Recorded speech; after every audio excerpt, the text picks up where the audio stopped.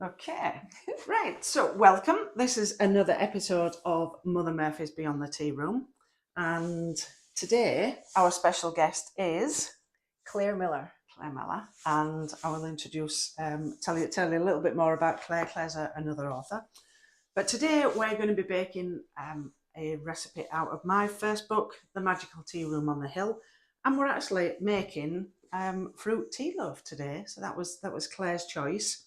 And in the tea room, this one was written by, or it was named for one of our customers who was called Anne.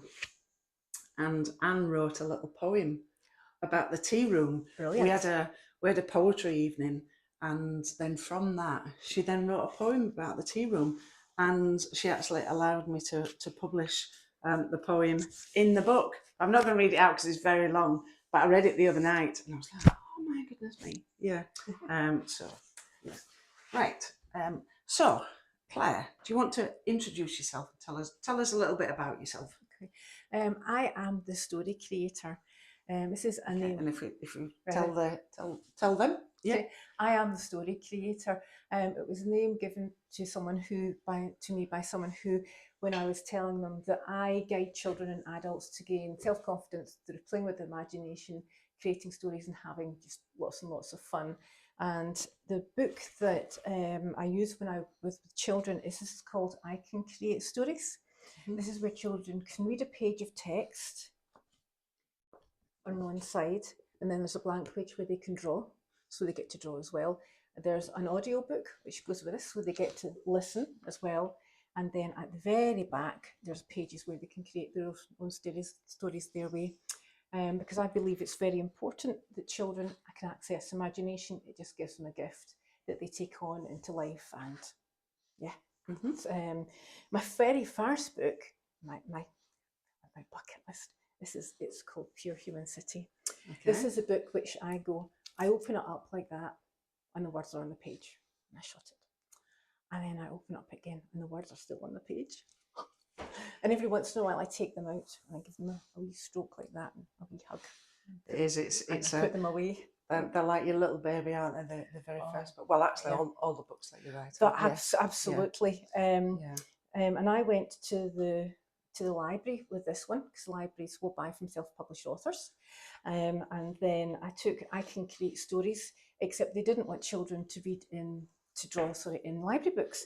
So what I did then was I created, this is story edition of I Can Create Stories, and it has all the stories on the bigger version with the audio as well, and the children go and get a bit of paper to go and do their drawing. And by this point, I'd realised that I was hooked. I wasn't just going to publish just one book, like, no.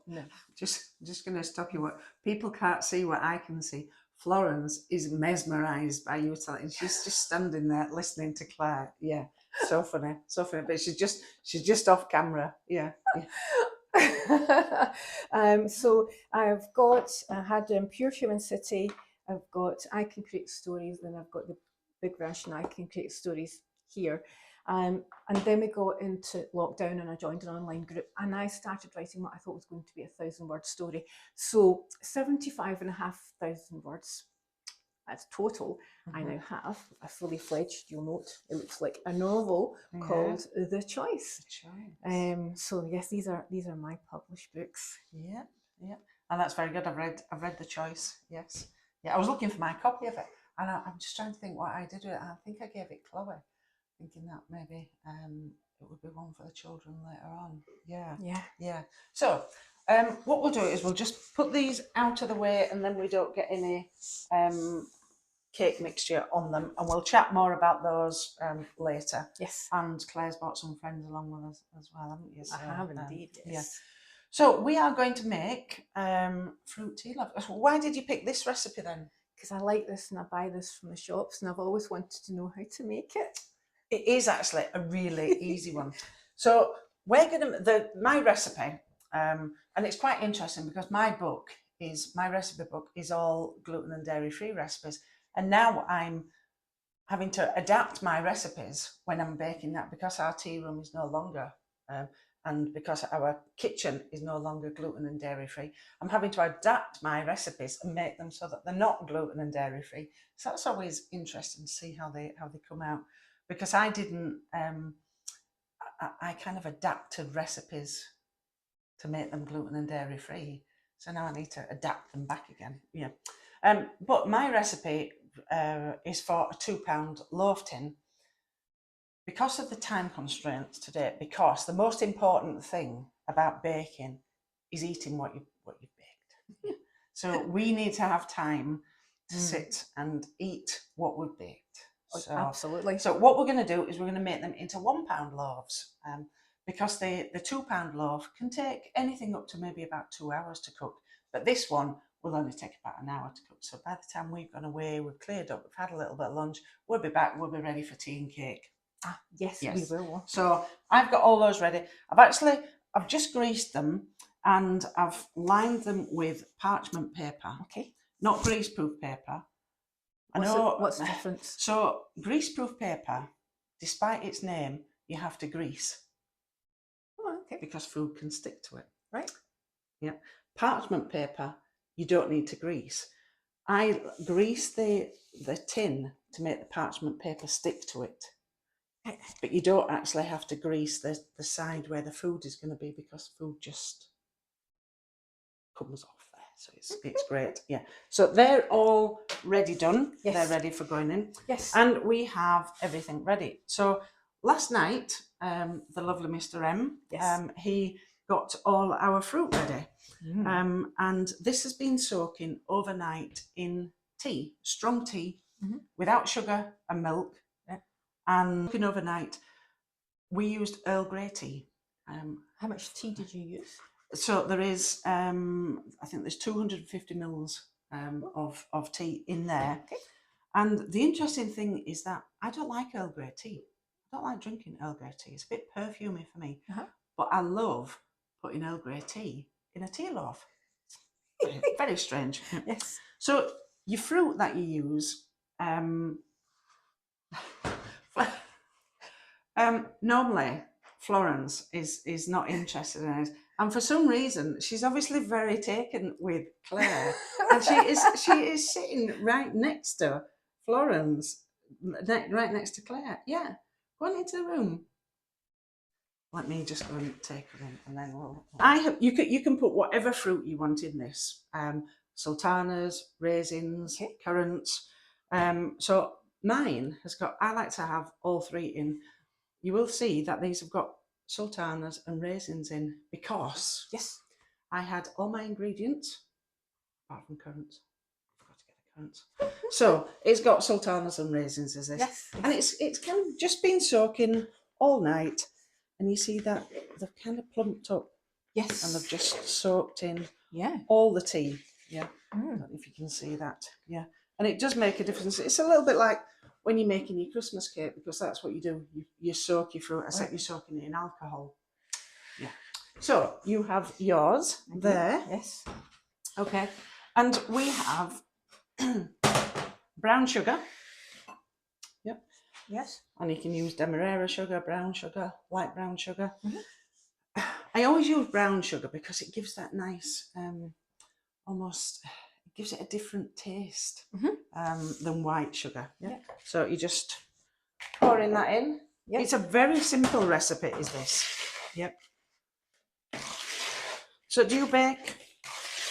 Do you like baking? I like the idea of baking. Yeah, I tend to run out of time to do other things other than writing. Okay.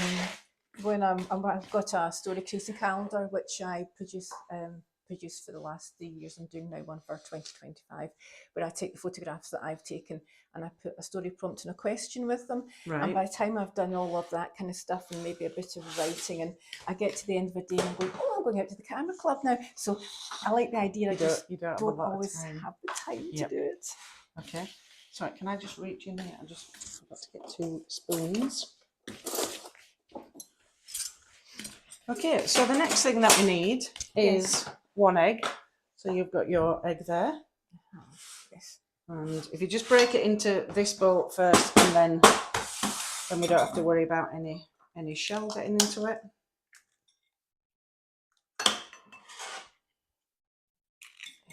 And just give it a little whisk. Okay. And then, as I say, it's one of the simplest things to make is this. The most time-consuming thing is actually soaking the fruit overnight. Just pour that in? Yes. Yep. And if you forgot to soak your fruit overnight, it wouldn't matter. It just makes it nicer. Yeah. So you can see it all starting to come together. Okay. Yep. Make sure you've got all the egg mixed in. And already you can sense when you're making something that it's going to turn out as a good thing. Okay. Absolutely. So we have plain flour. So if you get your plain flour. I have my plain flour. Yep. And we have baking powder. So yes, pour that into your flour. Yes. And we've got some mixed spice.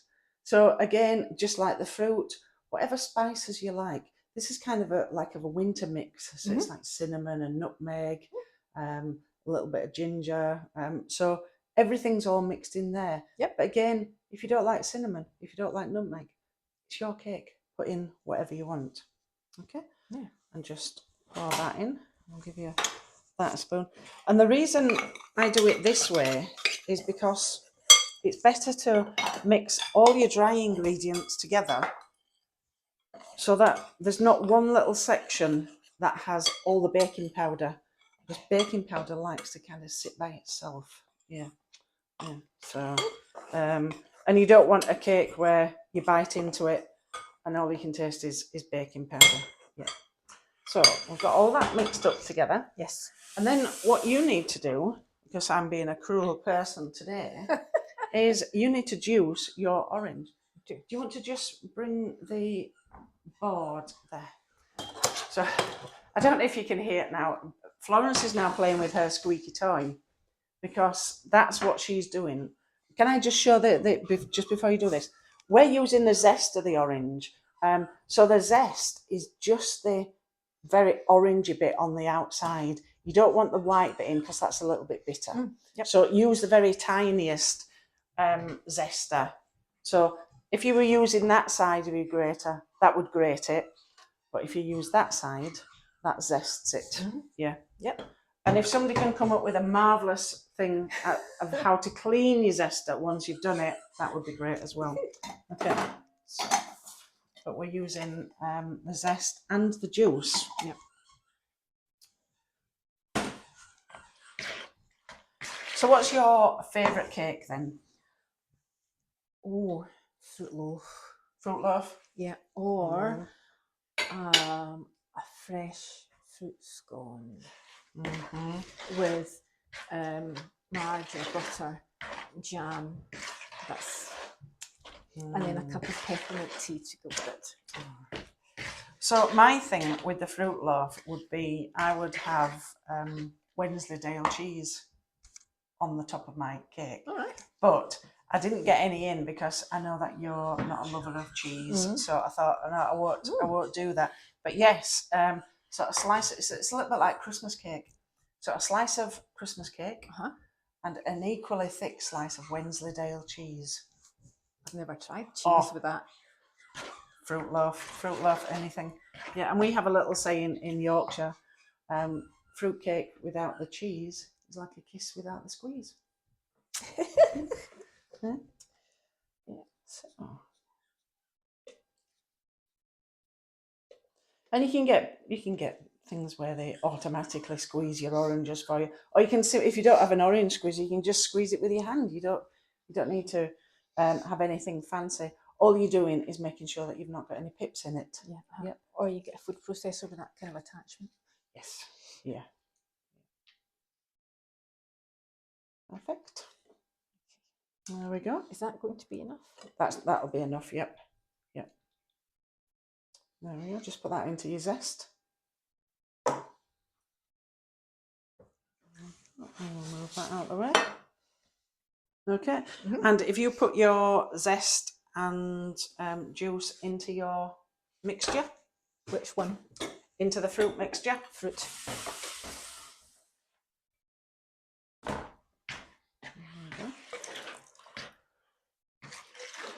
just think this just smells nice when you're cooking it as well, doesn't it? Yeah. Yeah. Mm-hmm.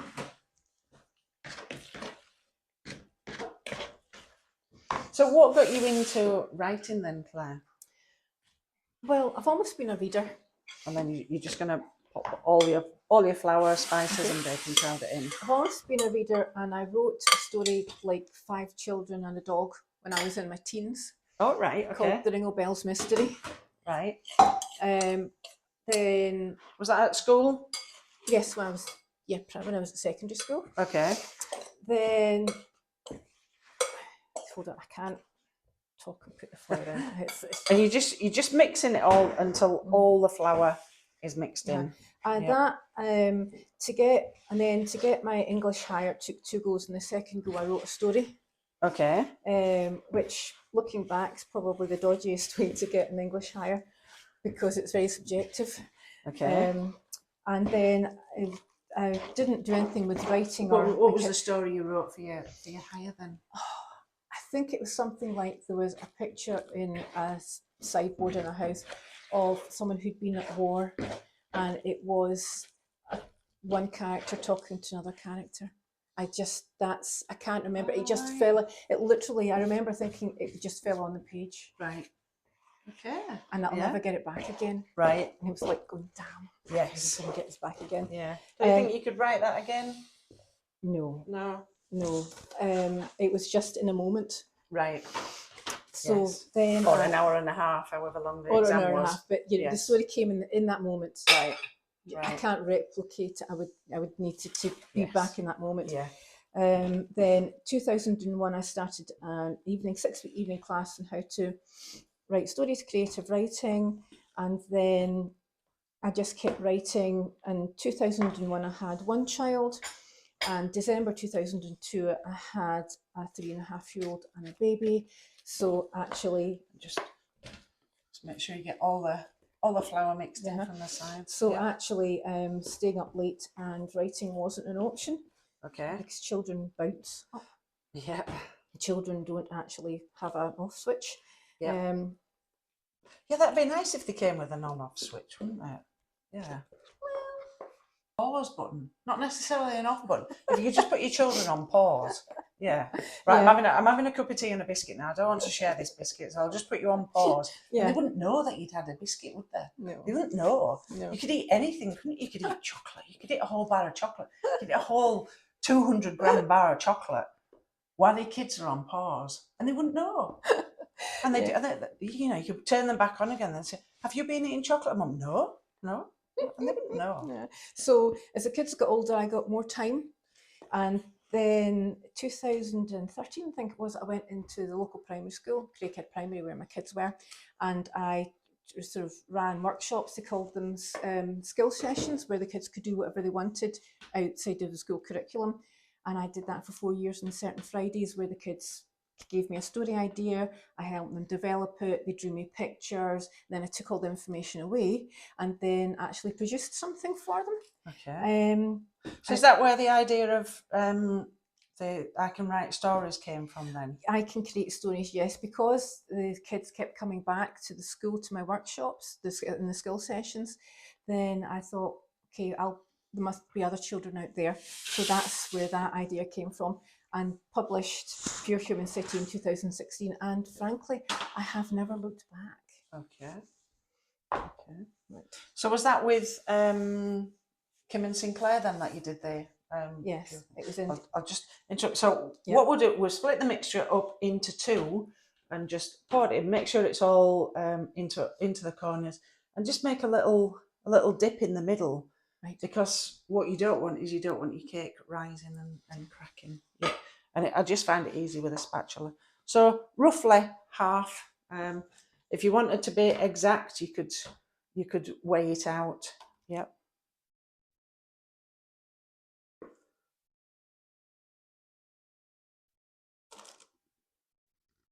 So you self-published your books, didn't you? Yes, I've self-published all my books. Yeah.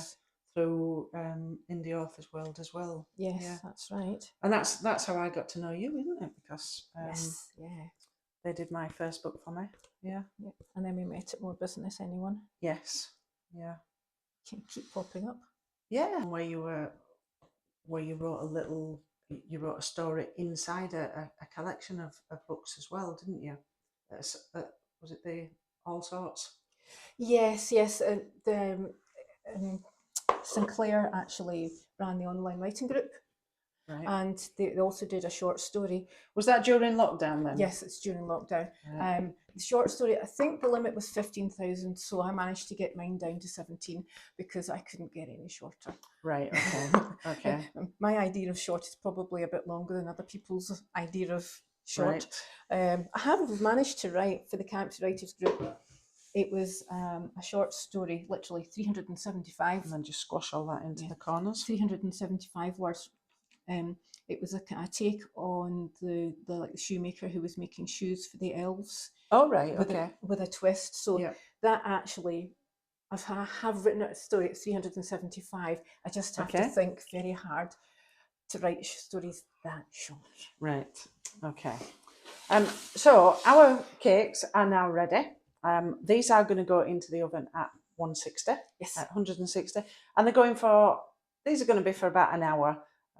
Probably an hour will do these because they're only half the size. If you were doing a bigger one, it would take maybe anything up to 2 hours. But everybody's ovens are different, and you just test them with a cake skewer or a knife, and if it comes out and it's a little bit runny on the knife, it just needs a little bit longer. Yep. Okay, so we are going to go away. We're going to put them in because you don't need to watch an oven for an hour baking. So we're going to go away. We're going to clear up. We're going to have some lunch, and then we'll come back and we're ready for tea and cakes. Yeah. Okay. Yes. See you later.